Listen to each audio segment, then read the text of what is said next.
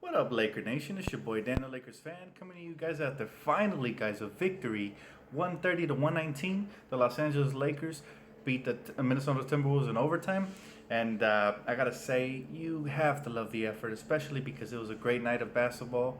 It was Shaquille O'Neal's statue unveiling, and that was great to watch. The Lakers repped it for the Big Diesel. So shout out to the Lakers for showing up on a night where we want to honor a great legend like Shaq. And first of all, I want to talk about Shaquille O'Neal. I want to give a shout out to the Big Diesel, man. He was such a beast for us all those years we had him up until 2004. Shaq really changed LA. I remember as a kid when Shaq first came to LA. I wasn't that much into basketball. I was like only like four, I believe, at the time. But the thing, my family was always into basketball, and I remember the joy it would bring my family. The joy it would bring my family to watch Shaq dominate in LA all these years. And then, later on when I started watching basketball, when Kobe came into the league, um, you know, um, and when he started becoming relevant, like his third year in the league, I remember that Shaq and Kobe tandem, in my opinion, was the best of all time, the greatest. That's right. I believe they would have stayed together. They would have won more championships than Pippen and Michael Jordan. So that's why I believe they're the greatest tandem of all time. But anyways, guys, going back to tonight's game, the Lakers represented tonight.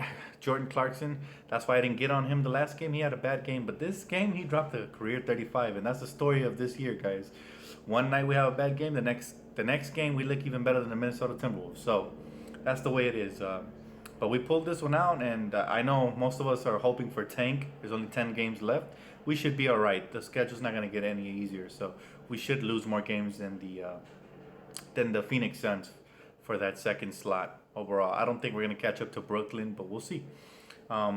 So yeah, we're probably most likely going to end up with the second worst record, and it's better than having the first worst record because I don't want to be known as the worst team in the league.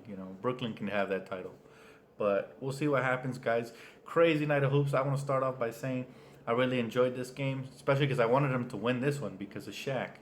We got to win from one for the Big Diesel, and I really liked the way that Julius played in the second half, especially. He was a little out of control in the first half, but he got a hold of the reins and he took over in the second half. I really liked his dominance. He outplayed, in my opinion, Karl Anthony Towns. So I like that. And then Jordan Clarkson went toe to toe with Mr. Andrew Wiggins. So that was good to watch. D'Angelo didn't have a bad game neither. So it was a well rounded game. And of course, Larry Nance, David Nwaba, they all played good. I love that kid Waba, man. He's going to be a huge part of our future moving forward. You know what I mean? He's going to be a key piece. I can tell he's going to play a huge role. He's going to be like when we. He reminds me of when we first landed Trevor Ariza from the Orlando Magic. Nobody knew who this kid was, and all of a sudden he became an elite defender and he started just dominating games. And who knows? He might play his way into the starting lineup. You never know. But this kid David Nwaba, man, the way he's been slashing as well is elite. I mean, he beats people. He took Wiggins with that first step. Wiggins had no choice but to foul from the behind. Thank God he didn't get injured because that's a dangerous play, right? When they hack you from the back and you're in the air. So I gotta say, man, shout out to Waba. He's looking great. I call him Waba Grill because he be grilling them people on the court, on defense. So it is what it is, guys.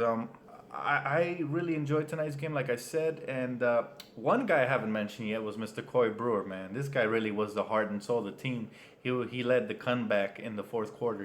Corey Brewer in the second half, it was just great for us. And like I've been saying since we picked him up, he's gonna probably be a key part of our team moving forward. I mean, I'd sign him. I'd give whatever contract they're planning on giving Nick Young.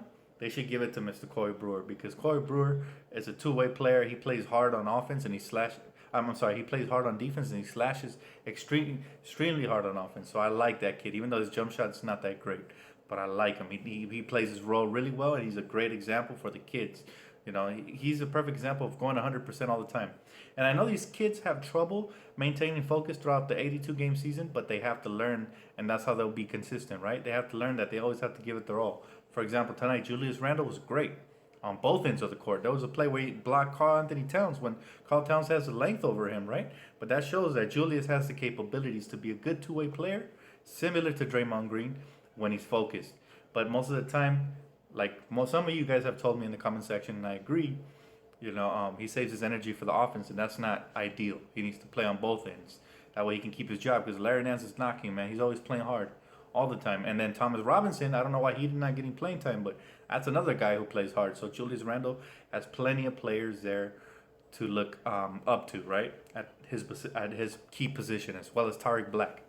So yeah, and I gotta say, guys, I went to the doctor's office and they put a purple cast on. They call this one a sloppy cast because it's sloppy. Gives me freedom in these 3 fingers. So I'm recovering, and I'm feeling a little bit better. But I bleed purple and gold, so I had to get the cast. I had to get it purple. So that's what I've been up to in my week, and I hope you guys enjoyed your week. I'm definitely talking hoops on my second channel. Check out the video I just dropped. It's the UCLA Bruins lost to the Kentucky Wildcats, and why I believe that the Jayhawks will go all the way. Oh, and by the way, guys, I'm talking about this big elephant in the room that you guys probably thought I skipped over. Devin Booker dropping 7 points. Man, that kid is amazing. But if you guys want to hear more about those topics, definitely check out my second channel, Danny's Mixes. I'll leave a link in the description of the video I dropped tonight. So if you guys want to check it out, I talk about Devin Booker and the Kentucky Wildcats, and why I believe the Kansas Jayhawks are going all the way, like I've been saying for a while. So definitely check that out. Leave a comment, like, subscribe. Tell me what you guys think about this game. I know most of you guys wanted us to tank and to lose, but this is a game that feels good to win, guys. One for Shaq. Come on, we got to win one for Shaq. So we did it for the big Diesel, and I'm proud of the young kids tonight. And definitely leave a comment, like, subscribe, and I'll catch you guys after Sunday's game. Peace out.